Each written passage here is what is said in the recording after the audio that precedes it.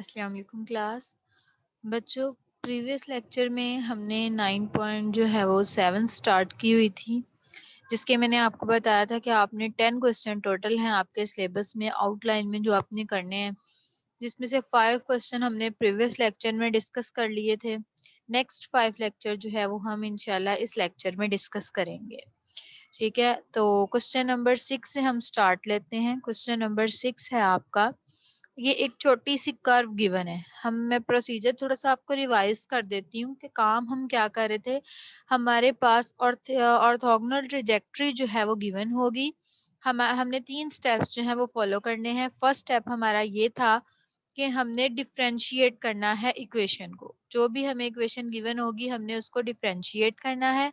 Second step में हम क्या करते थे कि जो भी हमने डिफरेंशिएट किया था उसमें से c एलिमिनेट हो गया था, हमने dy बाय dx को सेपरेट कर लिया था। फिर हमने क्या किया था, उसकी ऑर्थोगोनल ट्राजेक्टरी इक्वेशन बनाई थी कि dy बाय dx के साथ जो भी चीज मल्टीप्लाई हो रही थी माइनस का साइन हमने मल्टीप्लाई किया था और उसको उलट दिया था। ठीक है, फिर लास्ट स्टेप में हमने उसको वेरिएबल सेपरेट करके जस्ट इंटीग्रेशन कर देनी है। ठीक है, तो हम क्वेश्चन नंबर 6 से स्टार्ट करते हैं। फर्स्ट फर्स्ट स्टेप हमारा क्या है कि हमने डिफरेंशिएट करना है इस c जो है कांस्टेंट को वैनिश करने के लिए। तो जब हम डिफरेंशिएट करेंगे तो x y हमारे पास मल्टीप्लाई हो रहे हैं, तो यहाँ पे प्रोडक्ट रूल लगेगा। x as it is, first function as it is, second का derivative dy by dx plus first function का डेरिवेटिव यानी x का डेरिवेटिव 1 और y as it is equal के इस तरफ जो राइट हैंड साइड है उसमें हमारा लिखा हुआ है कांस्टेंट c। कांस्टेंट का डेरिवेटिव क्या होता है? 0। ये हमारा फर्स्ट स्टेप हो गया जिसमें c एलिमिनेट हो गया। सेकंड स्टेप में हम क्या करते हैं, हम dy बाय dx को सेपरेट करते हैं।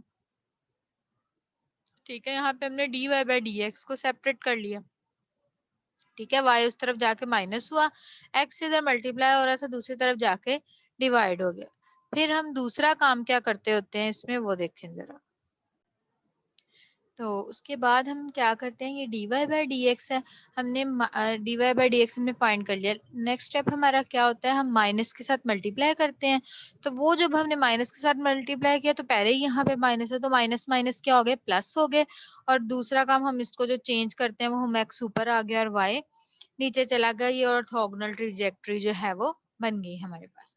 लास्ट स्टेप में हमने क्या करना है, सेपरेट करके वेरिएबल तो इंटीग्रेट कर लिया है। ठीक है, ये सेपरेट वेरिएबल करके इसको हमने क्या किया है, इंटीग्रेशन इसकी कर ली है। तो आफ्टर इंटीग्रेशन जो हमारे पास इक्वेशन बनी है वो हमारे पास होती है ऑर्थोगोनल ट्राजेक्टरी।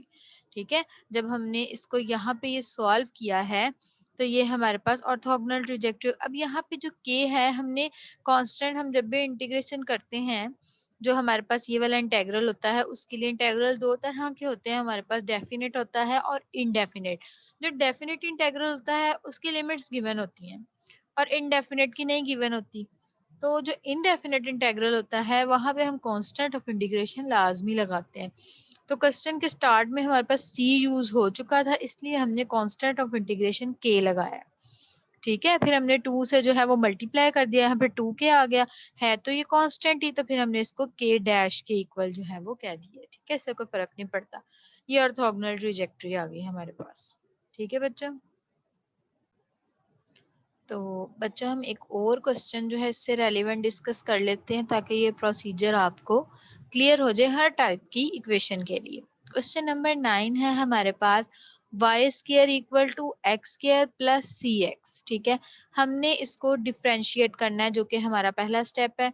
ठीक है, ये हमने इसको डिफ्रेंशिएट कर दिया। अब मैंने आपको बताया अगर तो सी आ जाए तो फिर हम सी को दोबारा क्वेश्चन में पुट कर देते होते हैं ताकि सी एलिमिनेट हो जाए। तो वो हमने ये जो c की वैल्यू आई है हमारे पास, हमने इसको दोबारा पुट किया, y square equal to x square plus c की जगह ये c की वैल्यू पुट कर दी और साथ में x मल्टीप्लाई हो गया। ठीक है, जब हमने इसको सॉल्व करना है तो dy बाय dx आ गया हमारे पास, Y square plus X square divided by 2xy। ठीक है, जस्ट इसको सिंप्लीफाई करके हमने dy बाय dx फाइंड कर लिया। ठीक है, अब हमारा उससे नेक्स्ट स्टेप क्या होता है, हम ऑर्थोगोनल ट्राजेक्टरी बनाते हैं। ऑर्थोगोनल ट्राजेक्टरी बनाने के लिए हम क्या करते हैं, माइनस से मल्टीप्लाई करते हैं और साथ में चेंज कर देते हैं रेशियो। तो ये हमने माइनस से मल्टीप्लाई किया, जो 2xy डिनोमिनेटर था वो ऊपर आ गया और जो न्यूमिनेटर था वो नीचे चला गया। तो ये हमारे पास ऑर्थोगोनल ट्रेजेक्टरी बन गई। ठीक है, हमने क्या किया, हमने डिफरेंशिएट किया, करने के बाद अगर तो सी नहीं बच रहा तो फिर एज इट इज, अगर सी बच रहा है तो सी की वैल्यू निकाल के क्वेश्चन में पुट कर देनी है। ठीक है, तो हमारे पास सी वैनिश हो जाएगा। हमारा मेन टारगेट सी को एलिमिनेट करना है। फिर उसके बाद हमने क्या करना है, हमने d y by d x separate कर लेना है और ऑर्थोगोनल ट्रायंगल बनानी है। उसके लिए हमने क्या करना है, माइनस से मल्टीप्लाई करना है और रेशियो चेंज कर देनी है। अब अब हमारा काम है, यहाँ पे जो हमारा नेक्स्ट स्टेप है वो ये होता है कि हमने वेरिएबल्स को सेपरेट करके इंटीग्रेट करना है। तो आपने देख लेना है, अगर तो वेरिएबल सेपरेट हो रहे हैं तो आप इसको इंटीग्रेट करो, लेकिन अगर वेरिएबल सेपरेट नहीं हो रहे, इस तरह ये होमोजीनियस इक्वेशन बन रही है, तो वही बेटा जो हमने पिछले क्वेश्चन में काम किया वही हमने इस क्वेश्चन में करना है। हमने y को पुट कर लेना है vx, ठीक है, और उसको डिफरेंशिएट किया, उसकी वैल्यूज पुट करके अब हमने dv ओवर dx जो है वो बना लेना है। ठीक है, हमने क्या करना है, अगर हमारे पास होमोजीनियस इक्वेशन बन रही है जैसे कि इस क्वेश्चन में बनी, तो हमने क्या किया, y को पुट कर लिया v ओवर x और इसको हमने सॉल्व कर लिया। तो इक्वेशन हमारी आ गई किसमें, dv ओवर dx में। हमने dv और dx वेरिएबल, जो दो वेरिएबल आएंगे उन्हीं को सेपरेट करते हैं। अगर dy बाय dx होता हम y और x को सेपरेट कर लेते। अब ये dv ओवर dx है तो हमने dv वाले वेरिएबल एक तरफ लिख लिए और x वाले एक तरफ लिख के, तो इनको हमने कर लिया है इंटीग्रेट।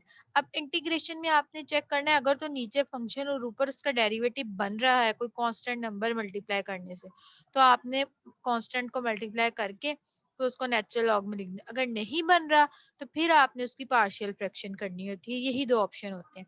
अब यहाँ पे आप देखो v3 प्लस 3v है ना नीचे, अगर मैं इसका डेरिवेटिव लूँ ये बनेगा 3v स्क्वायर प्लस 3, यानी कि ऊपर अगर मैं 3 मल्टीप्लाई कर दूं तो नीचे वाले फंक्शन का डेरिवेटिव बन जाएगा। तो मैंने 3 से डिवाइड भी कर दिया और मल्टीप्लाई भी कर दिया। ठीक है, अब नीचे फंक्शन है और ऊपर उसका डेरिवेटिव है, तो मैंने इसको फंक्शन को लिख लिया नेचुरल लॉग में।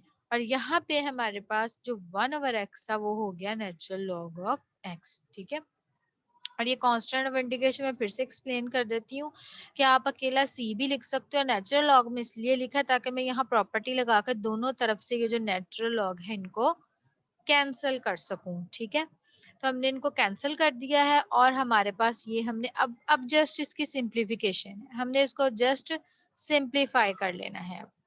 तो हमने अब क्या किया, नेचुरल लॉग दोनों तरफ से कैंसिल हो गया, यानी कि हमने इसको आप एंटी लॉग भी कह सकते हो कि एंटी लॉग लिया या नेचुरल लॉग बस कैंसिल हो गया। अब हमें पता है क्वेश्चन हमारा जिस वेरिएबल में वो आंसर भी उसी वेरिएबल में आता है।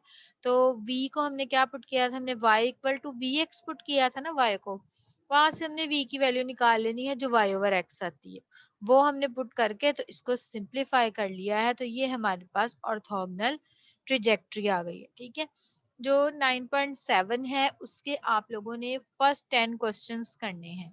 ये चैप्टर नंबर 9 में से 7 एक्सरसाइजेस हैं जो आपके सिलेबस में इंक्लूड हैं।